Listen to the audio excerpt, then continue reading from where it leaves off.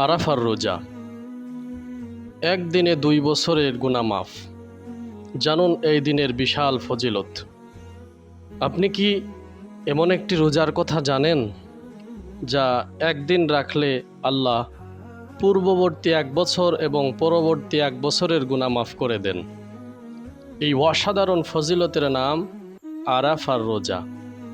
আরাফার দিন ইসলামের ইতিহাসে এক গুরুত্বপূর্ণ দিন।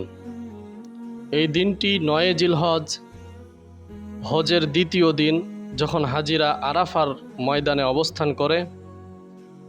আর এই দিনেই নাজিল হয়েছিল আল ইয়াউমা আকমালতু লাকুম দীনাকুম, অর্থাৎ আজ আমি তোমাদের জন্য তোমাদের দিনকে পরিপূর্ণ করে দিলাম।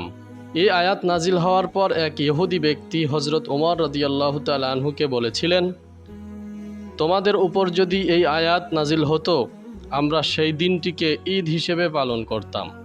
রাসূলুল্লাহ সাল্লাল্লাহু আলাইহি ওয়াসাল্লাম বলেন, আরাফার রোজা পূর্ববর্তী 1 বছর এবং পরবর্তী 1 বছরের গুনাহের কাফফারা স্বরূপ।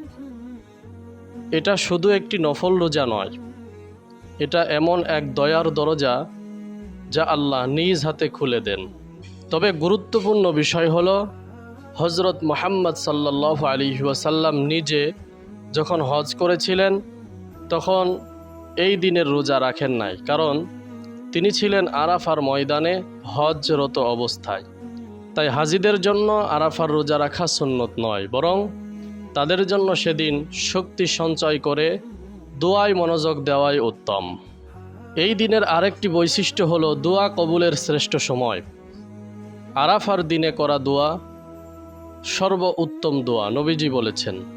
রাসূল সাল্লাল্লাহু আলাইহি ওয়াসাল্লাম নিজেও এই দিনে সবচেয়ে বেশি দোয়া করতেন। এই দিনে সাহাবীরা কান্নায় ভেঙে পড়তেন। তারা দিনের শুরু থেকে সূর্যাস্ত পর্যন্ত ইবাদতে লিপ্ত থাকতেন। একটি দিনের রোজা আর বিনিময়ে গুনাহের পাহাড় সমপরিমাণ ক্ষমা।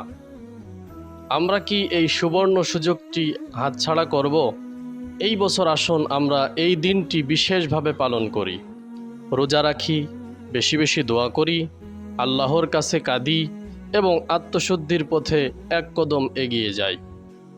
আপনি যদি এই আরাফার রোজা রাখতে চান তাহলে ভিডিওটি শেয়ার করুন, আপনার পরিবার বন্ধুদের জানিয়ে দিন যেন তারাও এই ফজিলত থেকে বঞ্চিত না হয়।